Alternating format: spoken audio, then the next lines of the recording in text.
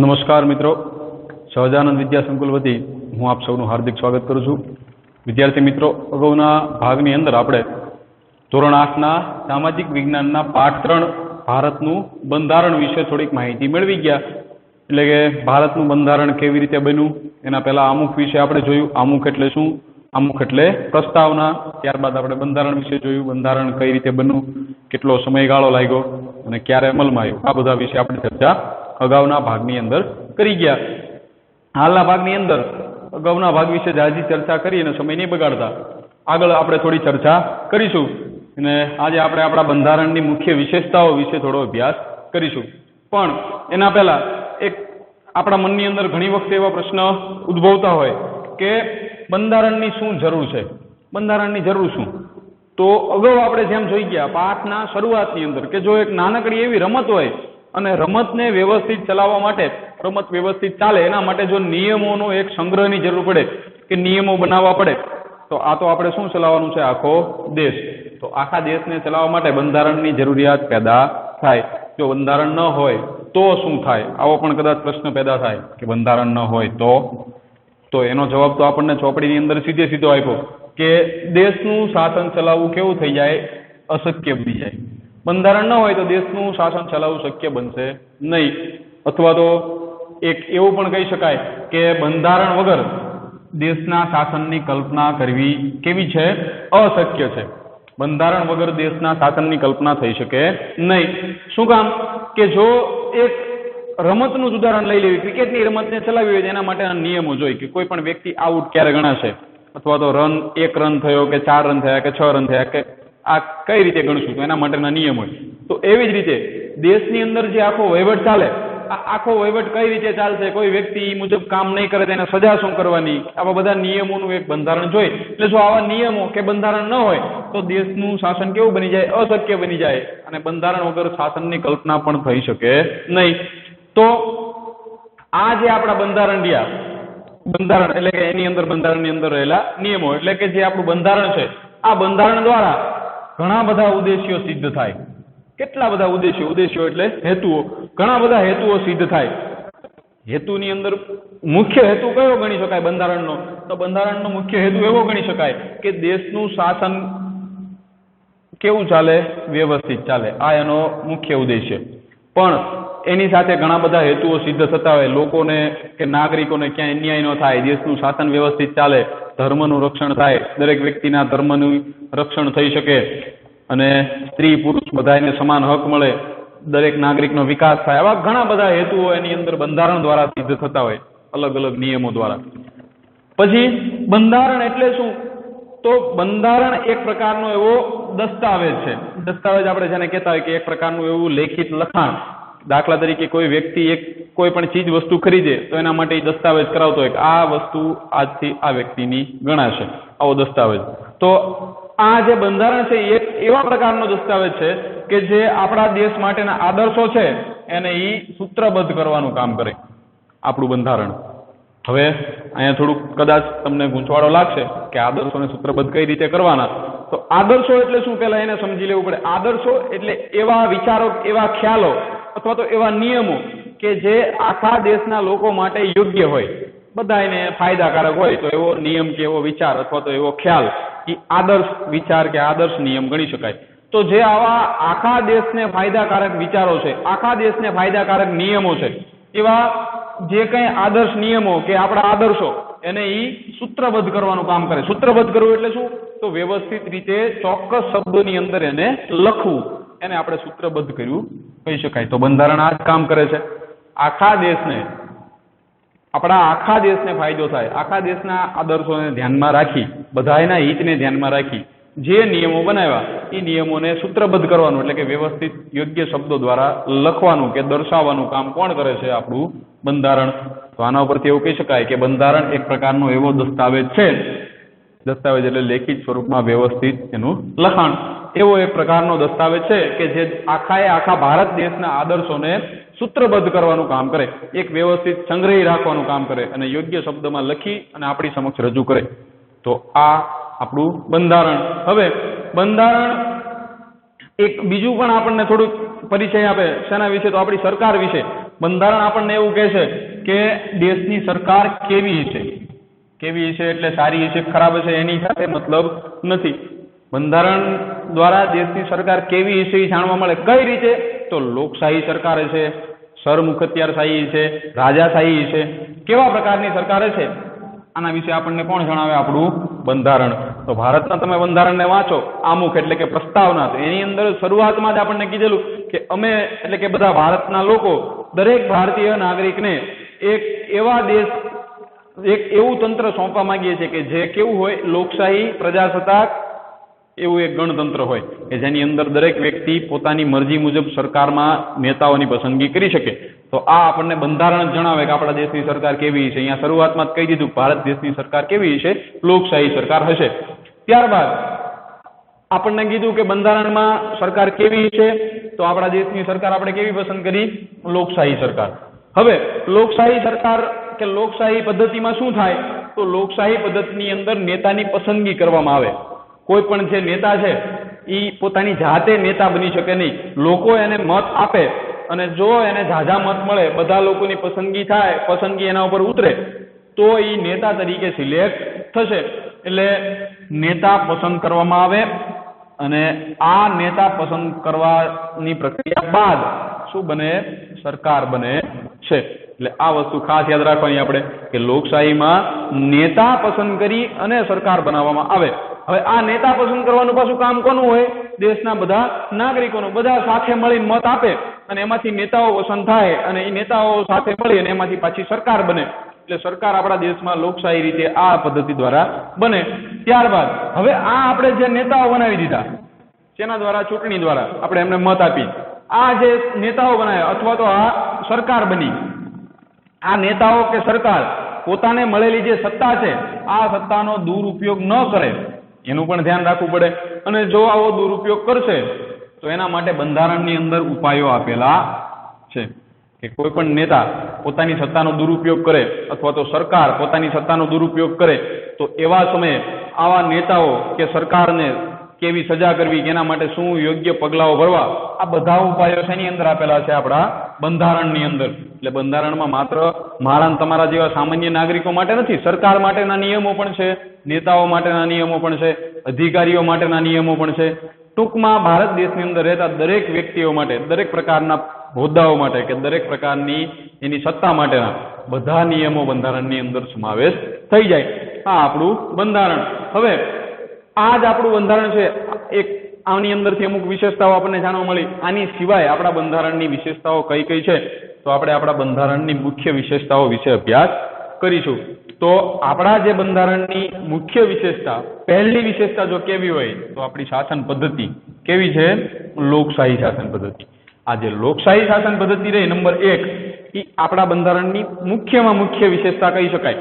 આના દ્વારા જ ભારત દેશને પોતાની ઓળખ મળી. અંગ્રેજો જ્યારે હતા ત્યારે લોકશાહી શાસન પદ્ધતિ હતી નહીં અને એના કારણે આપણે બધા ગુલામીમાં એમની અંદર રહેવું પડતું.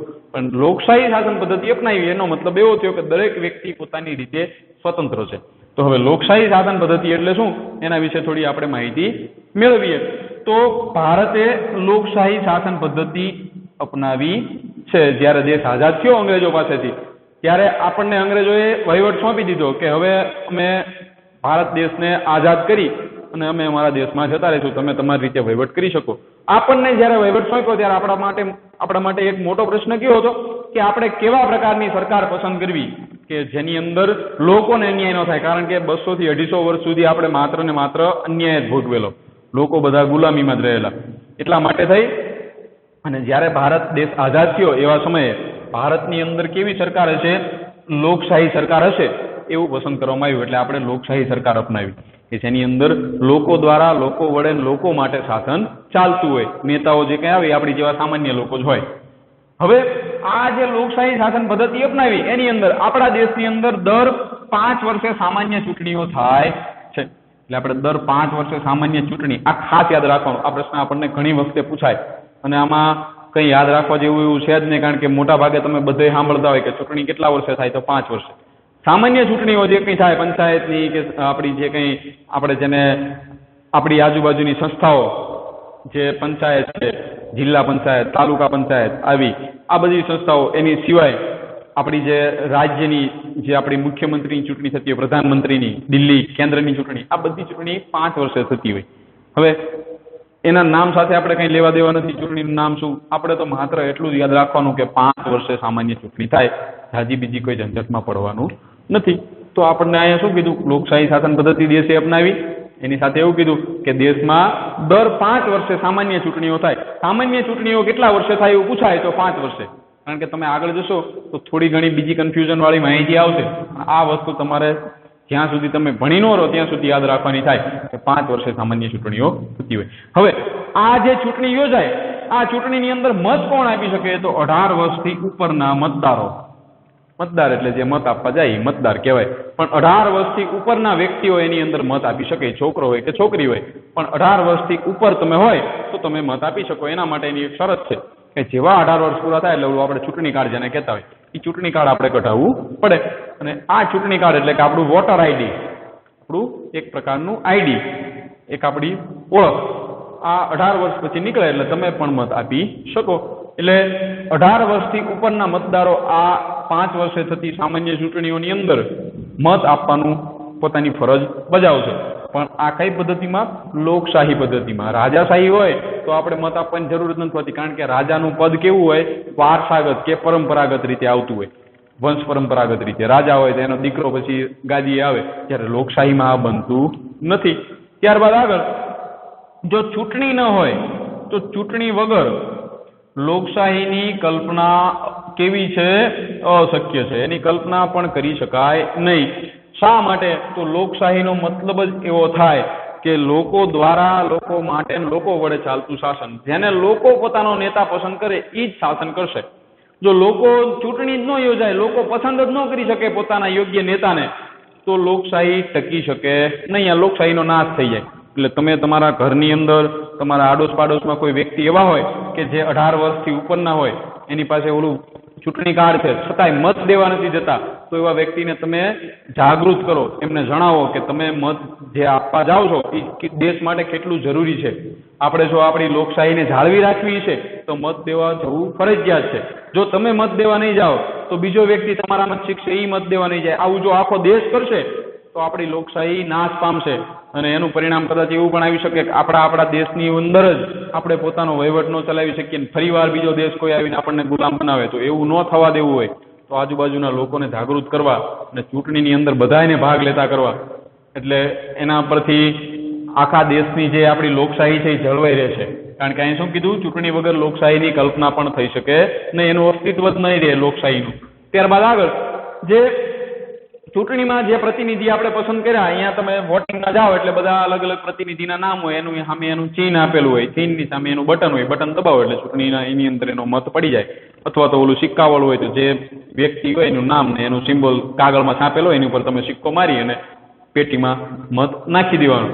આ જે તમે પ્રતિનિધિ પસંદ કર્યા, પ્રતિનિધિ એટલે આપણા નેતાઓ, આપણું પ્રતિનિધિત્વ જે કરશે સરકારમાં જઈ, આવા પસંદ કરાયેલા જે પ્રતિનિધિઓ છે એ બધા, આ જે પ્રતિનિધિને પસંદ કરવાની જે આખી પ્રક્રિયા રહી ને એની અંદર બધા લોકોની ભૂમિકા છે. આપણી મારી એકની ભૂમિકા નથી હોતી.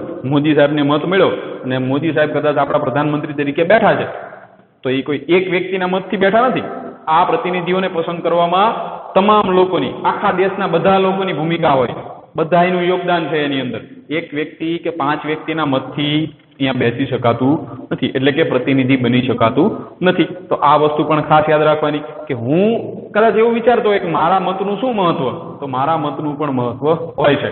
હું જો મત આપવાનો જાઉં, બધા વ્યક્તિઓ આવું વિચારશે તો દેશની અંદર મેં જેમ કીધું એમ કે લોકશાહી ટકી શકશે નહીં. એટલે બધા લોકોની ભૂમિકા હોય છે આની અંદર. પછી બીજી એક વસ્તુ કે આપણે મત આપવા તો દેશના દરેક વ્યક્તિઓ જઈ જ શકે, 18 વર્ષથી ઉપરના જે હોય બધા મત આપી શકે. તો એવી જ રીતે દેશનો કોઈ પણ નાગરિક ચૂંટણીમાં પણ ઊભો રહી શકે, એટલે કે ચૂંટણી લડી શકે. શરત એવી, એની જે કંઈ ઉંમરની મર્યાદા છે એને આપણે માનવી પડે.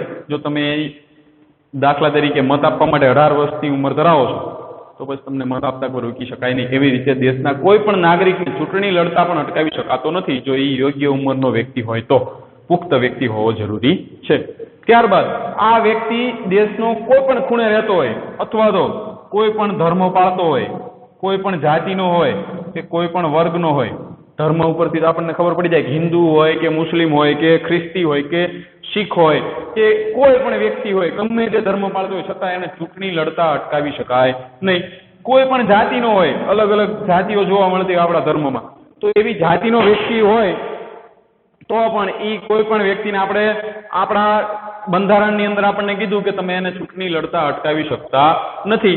એ વ્યક્તિ કોઈ પણ વર્ગનો હોય, કોઈ પણ વર્ગનો, ગરીબ હોય, ખૂબ જ પૈસાવાળો વ્યક્તિ હોય, અથવા તો એવો વ્યક્તિ છે કે જે માત્ર મહેનત મજૂરી કરતો હોય, છતાં પણ એને ચૂંટણી લડતા અટકાવી શકાતો નથી.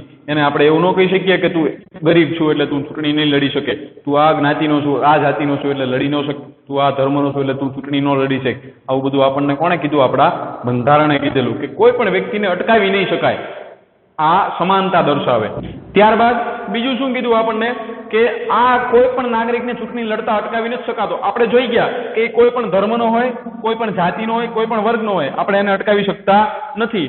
પછી જો એ સ્ત્રી હોય તો પણ અટકાવી ન શકાય અને પુરુષ હોય તો પણ અટકાવી શકાય નહીં. એટલે સ્ત્રીઓ પણ ચૂંટણી લડી શકે, એવી જ રીતે પુરુષો પણ ચૂંટણી લડી શકે. એને જાતિના, આપણી જે લિંગના આધારે આપણે એને અટકાવી શકતા નથી કે ભાઈ સ્ત્રીઓ ચૂંટણી ન લડી શકે.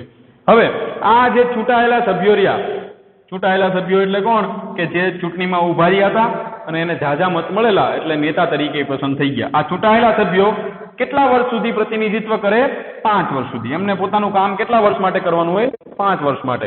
5 વર્ષ કામ કરે, ફરી વાર ચૂંટણી થાય. કારણ કે આપણે ઉપર જોઈ ગયા કે સામાન્ય ચૂંટણી કેટલા વર્ષે થતી હોય? દર 5 વર્ષે. હવે 5 વર્ષથી પ્રતિનિધિત્વ કરે, આપણે બધા એને મત આપ્યો એટલે આપણા તરફથી સરકારમાં જઈ અને કામ કરશે. આ 5 વર્ષની કામગીરી ચાલે, પછી પાછી ફરીવાર ચૂંટણી થાય. આ આપણું જે આખી લોકશાહી શાસન પદ્ધતિ રહી એ આપણને કેટલાક અધિકારો આપે, કે આપણને કેટલીક સ્વતંત્રતા આપે. કેવી કેવી? તો દેશના દરેક નાગરિકને વિચાર માટેની સ્વતંત્રતા આપે. લોકશાહી શાસન પદ્ધતિ છે એટલે લોકો પોતાને જેવી રીતે યોગ્ય લાગે એવું વર્તન કરી શકે, એવા વિચારો પોતાની રીતે કરી શકે. હવે વિચારો આપણે કેવા કરી શકીએ કે જેનાથી દેશને નુકસાન ન થતું હોય અથવા તો કોઈ વ્યક્તિને સીધું નુકસાન ન થતું હોય એવા આપણા વિચારો કરવા માટે આપણે પૂરેપૂરા સ્વતંત્ર છીએ. અથવા તો વ્યક્તિને વાણીની પણ સ્વતંત્રતા મળે છે. વાણી એટલે કે બોલવાની. આપણા મનની અંદર જે વિચાર આવ્યા એ વિચારોને રજૂ કરવા માટે તમે તમારી વાણીનો મુક્ત રીતે ઉપયોગ કરી શકો. તમને જેવું ફાવે એવું તમે બોલી શકો, પણ જેવું ફાવે એવું બોલવાની એની પાછી કોઈક લિમિટ હોય. તમે કોઈ વ્યક્તિ એવો સન્માનનીય વ્યક્તિ હોય, મોટો નેતા હોય કે કોઈ મોટો વ્યક્તિ છે, અધિકારી છે, એની સામે મન ફાવે એવું બોલો, એને જેમ આવે એમ કહી દો, પછી તમે એવું કહો મને સ્વતંત્રતા મળેલી છે, હું તમને જેમ ફાવે એમ કહી દો, તો એ હાલ છે નહીં. આપણને વાણીની સ્વતંત્રતા આપેલી. તમને ક્યાંક અન્યાય થાય તો તમે એની સામે અવાજ ઉઠાવી શકો, કારણ કે તમને વાણીની સ્વતંત્રતા છે. પછી આપણને અભિવ્યક્તિની પણ સ્વતંત્રતા મળેલી છે કે તમારા મનની અંદર જે વિચાર પડ્યા છે તમે બોલીને રજૂ કરી શકો, તમે હાવભાવ દ્વારા રજૂ કરી શકો, તમે કોઈ પણ રીતે એને લોકો સમક્ષ રજૂ કરી શકો. અભિવ્યક્ત કરવું એટલે રજૂઆત કરવી. તો તમે તમારા વિચારો, તમારી વાણી લોકો સમક્ષ રજૂ કરી શકો. આ તમને સ્વતંત્રતા મળે છે. તમે ચિત્ર દ્વારા રજૂ કરી શકો, કોઈ પણ રીતે રજૂ થઈ શકે. પછી આની સાથે સાથે દરેક વ્યક્તિને પોતાના ધર્મનું પાલન કરવાની પણ સ્વતંત્રતા આપણું આ લોકશાહી શાસન પદ્ધતિ આપે છે. આપણું બંધારણ કે આપણી લોકશાહી શાસન પદ્ધતિ દરેક વ્યક્તિને પોતાના ધર્મનું પાલન કરવાની પણ સ્વતંત્રતા આપે. એટલે કોઈ પણ વ્યક્તિ પોતાના ધર્મનું મુક્ત રીતે પાલન કરી શકે ને એને અટકાવી શકાય નહીં. આ થયું આપણા બંધારણની પહેલી વિશેષતા. કઈ? લોકશાહી શાસન પદ્ધતિ. હવે જે છે બીજી વિશેષતા, આની અંદર શું આવશે? બીજી વિશેષતા એટલે ધર્મનિરપેક્ષતા. તો ધર્મનિરપેક્ષતા એટલે શું? તો એનો સરસ મજાનો મતલબ આપણને વ્યાખ્યા સ્વરૂપે ચોપડીની અંદર આપેલો છે. પણ ધર્મનિરપેક્ષતા સાથે આપણે માત્ર ને માત્ર એટલું યાદ રાખવાનું કે ધર્મનિરપેક્ષતા એટલે એનો મતલબ એવો થાય કે જ્યાં કોઈ પણ ધર્મનો પક્ષ લેવામાં આવતો નથી. એવો જ કંઈક વ્યાખ્યા આપણને આપી છે. આ સહેલામાં સહેલો મતલબ એનો થાય. કોઈ ધર્મનો પક્ષપાત થતો નથી. તો એવી જગ્યા કે એવું દેશ કે એવી વિચારસરણી એ ધર્મનિરપેક્ષતા કહેવાય. તો ભારત કેવો દેશ છે? તો ઉપર આપણે જોઈ ગયું કે આપણે લોકશાહી, પણ આમુખની અંદર કીધેલું કે બિન સાંપ્રદાયિક. તો ભારત એક બિન સાંપ્રદાયિક દેશ છે કે જ્યાં કોઈ સંપ્રદાયનો એક પક્ષ લેવામાં આવતો નથી, અથવા તો ધર્મનિરપેક્ષ દેશ છે. ધર્મનિરપેક્ષ એટલે કોઈ પણ ધર્મની સાથે કે કોઈ પણ ધર્મના નિયમો મુજબ દેશનું શાસન ચલાવવામાં આવતું નથી. જો આવું હોત તો અમુક ધર્મના લોકોને એવું કહેવામાં આવે કે તમે જ અમારા દેશમાં રહી શકો, બીજા ધર્મના લોકોને એવું કહી દે કે ભાઈ તમે અમારા દેશમાં રહી શકો નહીં. પણ ભારતમાં આવું થઈ શકતું નથી, કારણ કે આપણે બિન સાંપ્રદાયિક અને ધર્મનિરપેક્ષ દેશ તરીકે આપણા શાસનને પસંદ કરેલું છે અને પ્રજાસત્તાક દેશ છે. પ્રજાની સત્તા ચાલે, પ્રજાને મરજી મુજબ પ્રજાને જે પ્રકારનું શાસન ચલાવવું એવા પ્રકારનું શાસન ચલાવી શકાય. એટલે આ આપણી દેશની બંધારણની બીજી વિશેષતા, ધર્મનિરપેક્ષતા કે બિન સાંપ્રદાયિકતા. હવે અહીંયા આપણને બિન સાંપ્રદાયિકતાનો મતલબ આપેલો છે, આ આપણે યાદ રાખવાનો. ચોપડીની મુજબ જ એ જ શબ્દો સાથે આમાં ફેરફાર કરવાનો નથી. શું કીધું આપણને કે દેશનું શાસન, આખા દેશનું શાસન કોઈ એક સંપ્રદાય એટલે એવા લોકોનો સમૂહ. આ સંપ્રદાય છે એ એક સમૂહ છે, પણ કેવો, જેની વિચારસરણી કે જેનો ધર્મ એક સમાન હોય, એક સમાન બધા માનતા હોય, એક ભગવાનમાં માનતા હોય એવા લોકોનો સમૂહ એક સંપ્રદાય કહેવાય. એટલે દાખલા તરીકે આપણે કહેવું હોય તો હિન્દુ ધર્મ છે એને આપણે એક સંપ્રદાય ગણી શકીએ, કારણ કે આપણે જેટલા હિન્દુઓ છીએ બધા, હું તમે બધા જેટલા હિન્દુઓ રહ્યા બધા એક જ ભગવાનમાં માનતા હોય, બધા એક હરખી, એટલે ભલે માતાજી બધા અલગ અલગ માનતા હોય, 33 કરોડ દેવતાઓ છે, પણ છતાંય માન્યતા આપણી કઈ, હિન્દુ ધર્મની માન્યતા, તો આપણે એક સંપ્રદાયના લોકો કહેવાય. એટલે આ રીતે આ બિન સાંપ્રદાયિકતાનો મતલબ શું થાય, તો દેશનું શાસન કોઈ સંપ્રદાય કે કોઈ ધર્મની માન્યતા મુજબ કે માન્યતાના આધારે ન ચાલે. તો કેવી રીતે ચાલે, કોઈ પણ પક્ષપાત કર્યા વગર. તો અહીંયા આપણને શું કીધું કે શાસન સંપ્રદાય કે ધર્મની માન્યતાને આધારે ન ચાલે. તો કેવી રીતે ચાલતું હોય, તો ધર્મના આધારે કે સંપ્રદાયના આધારે નાગરિકો વચ્ચે કોઈ પણ પ્રકારનો ભેદભાવ રખાતો હોય નહીં. તો જ આ ધર્મનિરપેક્ષતા કે બિન સાંપ્રદાયિકતા છે એવું કહી શકાય. હવે વ્યાખ્યા માત્ર આટલી જ યાદ રાખવાની છે આપણે. દેશનું શાસન કોઈ સંપ્રદાયની કે ધર્મની માન્યતાને આધારે ન ચાલે તો આવી માન્યતા કે આવા શાસનને બિન સાંપ્રદાયિકતા કહેવામાં આવે છે.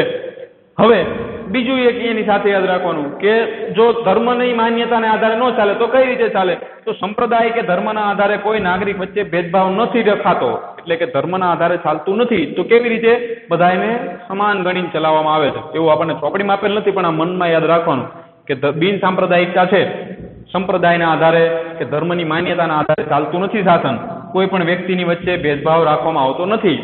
તો આનો મતલબ શું થાય કે દરેક ધર્મને એક સમાન માની અને ચાલવાનું છે, અને બધા ધર્મને એક સમાન માની બધાને ફાયદો થાય, કોઈને કોઈ ધર્મને અન્યાય ન થાય, એવી રીતે દેશનું શાસન ચાલે છે. તો એવું શાસન એટલે બિન સાંપ્રદાયિકતા કહી શકાય. હવે ઉપર જેમ આપણને કીધું કે આ આપણું શાસન કેવું હતું, ઉપર આપણે શેની વાત કરતા હતા, લોકશાહી શાસન પદ્ધતિ. અહીંયા આપણને કીધું કે દરેક વ્યક્તિને ધર્મ પાલન માટે સ્વતંત્રતા મળેલી છે. તો અહીંયા પણ આપણને એવું કીધું કે બિન સાંપ્રદાયિકતા કે ધર્મનિરપેક્ષતા છે એટલે દરેક નાગરિકને પોતાનો ધર્મ પાળવાની પૂરેપૂરી છૂટ આપેલી છે. એની સાથે શું, પોતાના ધર્મમાં માન્યતા ધરાવવાની કે પોતાના ધર્મમાં માન્યતા રાખવાની છૂટ મળે. આપણો ધર્મ આપણને જે કહેતો એની અંદર માનવાની આપણને સ્વતંત્રતા પૂરેપૂરી આપેલી. એની અંદર આપણને કોઈ અટકાવી ન શકે, કોઈ તમને એવું ન કહી શકે કે તમે હિન્દુ ધર્મ પાળી ન શકો, તમે આ માતાજીને માની ન શકો, આ ભગવાનની અંદર તમે માન્યતા ન રાખી શકો. આવી બધી આપણને કોઈ રોકટોક કરી શકે નહીં. શું કામ, કારણ કે આપણા બંધારણની અંદર આપણે ભારતને લોકશાહી અને ધર્મનિરપેક્ષ દેશ તરીકે પસંદ કર્યો. તમે કોઈ પણ ધર્મના વ્યક્તિને એની માન્યતા કે એના ધર્મ પાળવા માટે એને રોકી શકતા નથી. એની સાથે સાથે આપણને કઈ છૂટ આપવામાં આવી, તો આપણા ધર્મનો પ્રચાર કરવાની. આપણો જે હિન્દુ ધર્મ છે અથવા તો કોઈ બીજો વ્યક્તિ બીજો ધર્મ પાળતો હોય તો આ ધર્મનો પ્રચાર કરવાની પણ આપણને કેવી છૂટ આપેલી છે, સંપૂર્ણ સ્વતંત્રતા મળેલી છે. તમે સંપૂર્ણ રીતે સ્વતંત્ર છો, પણ પ્રચાર કેવી રીતે કરવાનો, કોઈ વ્યક્તિ હોય એની સમક્ષ જઈને તમે રજૂઆત કરો કે ભાઈ અમારો ધર્મ આ છે, અમારા ધર્મની અંદર અમે આવા દેવી દેવતાઓનું પૂજન કરવી અને અમારી આવી માન્યતાઓ, અમારા આવા વિચાર છે, અમારા દેવી દેવતાઓનું જો તમે પૂજન કરો તો તમને આવો લાભ થાય, આવું બધું આપણે એમને કહેવી. તો આ પછી આ જે છે એ આપણે પ્રચાર કર્યો કહેવાય. પણ હવે પ્રચાર કેવો હોવો જોઈએ, વ્યવસ્થિત અને શાંતિપૂર્ણ હોવો જોઈએ. તમે કોકને મારીને પરાણે મનાવવાનો પ્રયત્ન કરો અને પછી એવું કહો હું તો મારા ધર્મનો પ્રચાર કરતો હતો, મને ધર્મ પાળવાની માન્યતા મારા ધર્મમાં રાખવાની અને મારા ધર્મ પ્રચાર કરવાની સંપૂર્ણ સ્વતંત્રતા મળેલી છે, હું ગમે એને મારીને કે ગમે એવી રીતે મારો ધર્મનું પાલન કરાવી શકું, એને ગમે એમ કહી શકું, તો એ ગુનો બને, એવું થઈ શકે નહીં. તમારે વ્યવસ્થિત શાંતિથી રજૂઆત કરવાની. જો સામેના વ્યક્તિને એની અંદર રસ પડે અને એ તમારા ધર્મમાં જોડાય તો તમે એવો પ્રચાર કરી શકો. એટલે આ આપણો દેશ કેવો બને? ધર્મનિરપેક્ષ દેશ બને કે બિન સાંપ્રદાયિક, કે જ્યાં ધર્મ કે સંપ્રદાયના નિયમો કે એની માન્યતાના આધારે વહીવટ ચાલતો નથી. બધા લોકો બધા ધર્મને ધ્યાનમાં રાખીને વહીવટ ચલાવવામાં આવે છે. ત્યારબાદ આ આપણું જે બંધારણ છે એની ત્રીજી વિશેષતા કે દેશનું વહીવટ કે દેશનું શાસન કેવું છે? પ્રજાસત્તાક છે. આ આપણી ત્રીજી વિશેષતા છે. હવે પ્રજાસત્તાક એટલે શું? પ્રજાસત્તાકનો મતલબ સીધો એવો થાય કે જે પ્રજાનું શાસન ચાલતું હોય. પ્રજાસત્તાકનો સીધો મતલબ કાઢો તો પ્રજાનું શાસન ચાલતું હોય એવું રાજ્ય, એને પ્રજાસત્તાક રાજ્ય કહેવાય. તો પ્રજાસત્તાક એટલે રાજ્યના વડા. રાજ્યના વડા એટલે કોણ? અહીંયા આપણે હાલમાં એને નેતા કહેતા હોય, નેતા અથવા તો રાજા. આ રાજ્યના વડા કે રાષ્ટ્ર પ્રમુખ વંશ પરંપરાગત રીતે, આપણે અગાઉ રાજાની વાત કરી હતી કે રાજાનું પદ કેવું હોય? વંશ પરંપરાગત હોય. તો રાજાનું જે રાજ્ય છે એને આપણે પ્રજાસત્તાક કહી શકીએ નહીં. એને પ્રજાસત્તાક કહી શકાતું નથી. શું કામ? કે રાજા મરી જાય તો એના પછી એનો દીકરો ગાદી ઉપર આવે તો એમાં પ્રજાનું કંઈ હાલે જ નહીં. રાજાનો દીકરો ભલે હાવ કમજોર હોય કે એની અંદર કોઈ શાસન કરવા માટેની શક્તિ જ નથી, બુદ્ધિ જ નથી એટલી બધી કે દેશનો વહીવટ ચલાવી શકે, છતાંય પ્રજા એની અંદર કંઈ કરી શકે નહીં. કારણ કે રાજાનો દીકરો હતો તો એને જ શાસન કરવાનું હોય. જેના બદલામાં બીજો કોઈ વહીવટ કરતો હોય, ખાલી રાજાના દીકરાને બેસા ટાકે તો પણ પ્રજાને એવો રાજા સ્વીકાર કરવો પડે. પણ અહીંયા એવું નથી. અહીંયા શું કીધું? કે રાજ્યના વડા એટલે કે નેતા કે રાજા કે રાષ્ટ્ર પ્રમુખ વંશ પરંપરાગત રીતે અમુક કુટુંબની વ્યક્તિ હોતી નથી. અમુક કુટુંબની વ્યક્તિ ન હોય તો જ એવો જે દેશ છે, એવું જે રાજ્ય છે એ પ્રજાસત્તાક રાજ્ય ગણી શકાય. શું કીધું? અમુક કુટુંબની. અમુક કુટુંબ એટલે કોઈ પણ XYZ, દાખલા તરીકે એ કુટુંબ. અમુક કુટુંબની વાત થાય એટલે મનમાં એ ધારી લીધો આપણે. હવે આ એ છે, આ એ નામનો વ્યક્તિ, એ નામના કુટુંબનો વ્યક્તિ રાજા હતો, એનો દીકરો મરી ગયો. એટલે આ એકડા નામનો વ્યક્તિ રાજા હતો, એ મરી ગયો. તો પછી એના પછી કોણ આવે? બગડા નામનો વ્યક્તિ. એ મરી જાય તો કોણ આવે? 3 નંબરનો એટલે કે તગડા નામનો વ્યક્તિ. તો આ કેવું થયું? અમુક કુટુંબની વ્યક્તિ વંશ પરંપરાગત રીતે રાજ્ય ચલાવે તો એને આપણે પ્રજાસત્તાક કહી શકીએ નહીં. અહીંયા તો આપણને એવું કીધું કે રાજ્યના વડા કે રાષ્ટ્ર પ્રમુખ વંશ પરંપરાગત રીતે અમુક કુટુંબની વ્યક્તિ ન હોય તો આગળ શું? તો કે લોકો દ્વારા ચૂંટાયેલા હોય. કેવી રીતે? પ્રત્યક્ષ કે પરોક્ષ રીતે ચૂંટાયેલા હોય. કોઈ એક વંશ પરંપરાગત રીતે એક કુટુંબના વ્યક્તિ નથી. એનો પપ્પા દેશ ઉપર રાજ્ય કરતા હતા, પછી એનો દીકરો રાજ્ય કરવાયો, એનો દીકરો જતો રહ્યો, એના દીકરાનો દીકરો રાજ્ય કરવાયો, એવું અહીંયા ચાલતું નથી. અહીંયા તો શું થાય? લોકો દ્વારા પ્રત્યક્ષ રીતે અથવા તો પરોક્ષ રીતે ચૂંટાય અને પછી એ નેતા દેશ ઉપર રાજ્ય કરવા માટે આવશે. 5 વર્ષ પૂરા થાય એટલે એ નેતા ગમે એવો મોટો નેતા હોય પણ એને એ પદ છે એ છોડી દેવું પડે. ફરીવાર ચૂંટણી થાય અને ફરીવાર લોકો જો એને મત આપે તો ફરીવાર પાછો એ નેતા આવી શકે. પણ એ પોતાને હાથે ન કહે કે મારા 5 વર્ષ પૂરા થઈ ગયા, બીજા 5 વર્ષ હું પાછો આઈને બેહી રહીશ, મને આ ખુરશી બહુ ગમી ગઈ, હું અહીંથી ઉતરીશ નહીં, એવું કહી શકાતું નથી. એટલે પ્રત્યક્ષ કે પરોક્ષ રીતે ચૂંટાઈને આવતા હોય. પ્રત્યક્ષ રીતે કઈ રીતે? તો દાખલા તરીકે તમે ચૂંટણીમાં જાઓ, ત્યાં એક બી નામના નેતાનું નામ આપેલું હતું, તમે સીધો એને મત આપ્યો બી નામના નેતાને, એટલે ડાયરેક્ટ તમે એને મત આપીને પસંદ કર્યો તો એ પ્રત્યક્ષ રીતે ચૂંટેલો. પણ તમે પરોક્ષ રીતે કઈ રીતે ચૂંટી શકો? તો એક સી અને ડી આ બે પક્ષ હતા. આ બે શું હતા? પક્ષ હતા. સી નામનો જે પક્ષ છે એની અંદર 10 નેતાઓ હતા. ડી નામનો જે પક્ષ છે એની અંદર 15 નેતાઓ હતા. આપણે નેતાને અહીંયા મત આપતા નથી. અહીંયા કોને આપીએ? આપણે પરોક્ષ રીતે એના પક્ષને મત આપતા હોય. આપણને સી નામનો પક્ષ પસંદ હતો, એની અંદર 10 નેતાઓ છે, 10 નેતાઓ સારા છે. આપણને એમ થાય કે આ 10 નેતાઓ એમાંથી કોઈ પણ નેતા દેશનો વહીવટ ચલાવશે તો આપણને કોઈ વાંધો નથી. તો આ પરોક્ષ રીતે આપણે માત્ર સી નામના પક્ષને મત આપતા હોય. આપણે આમને પસંદ કરી લીધા. હવે 10 જે નેતાઓ રહ્યા એ એમની અંદર ચૂંટણી કરીને એમાં જ પાછો એક નેતા પસંદ કરે. આપણને એની યાર કંઈ વાંધો જ નહોતો. આપણને 10 ગમતા જ હતા કે 10 કોઈ પણ નેતા અમારા દેશનો વહીવટ ચલાવે, અમને કોઈ વાંધો નથી. તો આ જે ચૂંટણી થઈ એ પરોક્ષ થઈ. જ્યારે તમે પ્રત્યક્ષ ચૂંટણી કઈ કરી કે મારે ડી નામના નેતાને જ મત આપવો છે તો એ પ્રત્યક્ષ ચૂંટણી કહેવાય. એટલે આપણા દેશની અંદર વંશ પરંપરાગત રીતે નેતાઓ આવતા નથી. લોકો દ્વારા પ્રત્યક્ષ રીતે આવી રીતે એના નામ દ્વારા અથવા તો એના પક્ષના નામ દ્વારા નેતાઓ છે પ્રત્યક્ષ અથવા તો પરોક્ષ રીતે ચૂંટાઈ અને આવતા હોય છે. ત્યારબાદ હવે બીજું એક વસ્તુ ખાસ યાદ રાખવાની કે આપણી જે ભારતની આખી જે રાજ્ય વ્યવસ્થા રહી એની અંદર આપણે પ્રજાસત્તાક લોકશાહી સ્વીકારેલી છે. લોકશાહી ખરી, લોકોને અધિકાર છે, લોકો એની અંદર ચૂંટણીમાં પોતાની રીતે પોતાનું યોગદાન આપી શકે અથવા તો ભાગ લઈ શકે, આ બધું સાચું. પણ પ્રજાસત્તાક લોકશાહી છે. પ્રજાસત્તાક લોકશાહી ન હોય તો શું થાય એનું પણ ઉદાહરણ લઈ શકાય. નકરી લોકશાહી હોય ને તો નકરી લોકશાહીમાં એવું બને કે જે રાજા કે જે કોઈ વ્યક્તિ શાસન કરવા માંગતો એવા 2-5 વ્યક્તિઓ હોય કે જે દેશની અંદર પોતાનું વર્ચસ્વ ચલાવતા હોય. એવા 2-5 વ્યક્તિઓ આ જે આખી શાસન પદ્ધતિ હોય એની અંદર શાસન કરવા માટે પોતાનું નામ રજૂ કરે. ચૂંટણીમાં 2-5 વ્યક્તિઓ જ ઉભા રહે છે. આ 2-5 વ્યક્તિઓ જ ઉભા રહે એટલે લોકો માટે એની પાસે બીજો કોઈ ઓપ્શન ન હોય. હા, મત લોકો પાસેથી જાય, લોકો જેને મત આપે, લોકો પોતાનો પ્રતિનિધિત્વ જે છે પ્રતિનિધિ કે નેતા એ પસંદ કરશે. ચૂંટણી યોજાય, લોકો એની અંદર મત દેવા જાય, 18 વર્ષથી ઉપરના બધા મત દેવા જાય. પણ અહીંયા શું હોય કે તમને 5 જ વ્યક્તિઓ આપેલા છે, આ 5ને જ મત આપવાનો છે. પછી એની અંદર છઠ્ઠો વ્યક્તિ પોતાની જાતે, અહીંયા શું કીધું કે નાગરિક ચૂંટણી લડી શકે, પણ કદાચ એવું પણ બને કે છઠ્ઠા વ્યક્તિની ચૂંટણી લડવા દેવામાં ન આવે, અથવા તો જો છઠ્ઠો વ્યક્તિ ચૂંટણી લડવા ઉમેરી જાય 5+1 ને બરાબર થયા 6, તો આ 6 વ્યક્તિ એવા હોય કે જે સામાન્ય લોકોનો હોય, પૈસાવાળા હોય, તો કોઈ મોટા અધિકારી, મોટા નેતાઓ. તો આનું પરિણામ શું આવે કે લોકો યોગ્ય નેતા પસંદ કરી શકે નહીં. લોકોમાંથી નેતા ક્યારે આવે તો પ્રજાસત્તાક લોકશાહી હોવી જોઈએ. પ્રજાસત્તાક લોકશાહીનો મતલબ શું? આપણે જોઈ ગયા કે વંશ પરંપરાગત રીતે આ 5 વ્યક્તિ હોય તે વંશ પરંપરાગત રીતે 5 જ આવતા હોય. 5 તમારે એક જ સિલેક્ટ કરવાનો રહે. 6 હોય 6માંથી એક જ સિલેક્ટ કરવાનું રહે, એવું બનશે નહીં.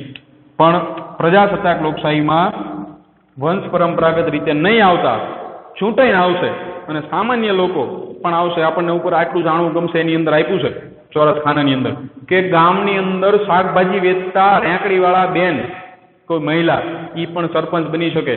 અને ગામનો મોટો પૈસાવાળો વ્યક્તિ હોય એ પણ સરપંચ બની શકે. ગામમાં મજૂરી કરતો હોય, લાકડા કાપીને જીવન જીવતો હોય એવો વ્યક્તિ પણ સરપંચ બની શકે. એને ચૂંટણીમાં ઊભો રહેતા કોઈ અટકાવી શકે નહીં. ત્યારબાદ આપણી જે રાજ્ય વ્યવસ્થા છે, આપણી એટલે આપણા દેશની, ભારત દેશની આ આખી જે રાજ્ય વ્યવસ્થા રહી એની અંદર વિશિષ્ટ હકોવાળા, વિશિષ્ટ હક કોને કહેવાય કે કોઈ એક નેતા હોય જેની પાસે કંઈક ખાસ પાવર હોય, કોઈ પૈસાવાળો વ્યક્તિ હોય જેની પાસે ખાસ પાવર હોય, પોતાના પૈસાના કારણે ગમે તે કામ કરાવી શકતો હોય. આવા વિશિષ્ટ હકવાળા કોઈ પણ એક વર્ગના હાથમાં સત્તા રહેતી નથી. આ હોદ્દાઓ કે જે કંઈ દેશની સત્તા રહે એ વિશિષ્ટ હકવાળા એક કોઈ પણ વર્ગ કે એક જ કુટુંબ કે એક જ પરિવારના હાથમાં રહેતી નથી. જ્યારે આપણા દેશમાં શું જોવા મળે? રાજ્યના તમામ હોદ્દાઓ જે કંઈ આપણા દેશની સત્તા રહે, કોઈ પણ ધર્મનો હોય, કોઈ પણ જાતિનો હોય કે કોઈ પણ સ્ત્રી પુરુષ હોય, બધા લોકોની અંદર કોઈ પણ પ્રકારનો ભેદભાવ રાખ્યા વગર બધા હોદ્દાઓ દરેક વ્યક્તિ માટે ખુલ્લા રાખવામાં આવે છે. એટલે સામાન્ય વ્યક્તિ હોય, હાવ જેની પાસે કોઈ પણ પ્રકારની કોઈ એવી પૈસાનો પાવર નથી, પોતાની સત્તાનો પાવર નથી, છતાં એ ચૂંટણીમાં ફોર્મ ભરે, જો એવો વ્યક્તિને મત મળે, એ વ્યક્તિ જીતી જાય તો એને પણ રાજ્યની અંદર ઊંચો હોદ્દો મળી શકે. એ પછી ભલે કોઈ પણ ધર્મનો હોય, કોઈ પણ જાતિનો હોય, સ્ત્રી હોય કે પુરુષ હોય, કોઈ પણ પ્રકારનો ભેદભાવ એની સાથે રાખી શકાતો નથી. ભેદભાવ વગર દરેક વ્યક્તિ માટે બધા હોદ્દાઓ દરેક નાગરિકો માટે કેવા મૂકવામાં આવેલા છે? ખુલ્લા મૂકેલા છે. બધા એનો લાભ લઈ શકે. તો આ થઈ આપણા બંધારણની મુખ્ય વિશેષતાઓ. હવે આ બંધારણની મુખ્ય વિશેષતાઓને આપણે યાદ રાખી લઈશું. પહેલા તો આપણે શું યાદ રાખશું? 3 જે મુખ્ય જેના નામ છે વિશેષતાઓના: લોકશાહી શાસન પદ્ધતિ, ધર્મનિરપેક્ષતા અને પ્રજાસત્તાક. હવે લોકશાહી શાસન પદ્ધતિ વિશે આપણે સમજી ગયા, એની અંદરથી મુદ્દાઓ છે એ અલગ અલગ છૂટા પાડી અને આપણે યાદ રાખશું. એવી જ રીતે ધર્મનિરપેક્ષતા એટલે શું? તો ધર્મના આધારે કે એની માન્યતાના આધારે દેશનું શાસન ન ચાલતું હોય. પછી પ્રજાસત્તાક એટલે શું? તો દેશનો વહીવટ ચલાવવા માટે જે નેતાઓ આવે એ વંશ પરંપરાગત રીતે અમુક કુટુંબના જ વ્યક્તિઓ હોતા નથી. કોઈ પણ વ્યક્તિ પ્રજા દ્વારા ચૂંટાઈને આવતા હોય તો જ એને પ્રજાસત્તાક કહેવાય. આ બધા મુદ્દાઓને આપણે યાદ રાખવાના અને અગાઉના જે વિડીયો આવશે એની અંદર આપણે આ પાઠ વિશે થોડી વધારે આગળ ચર્ચા કરીશું.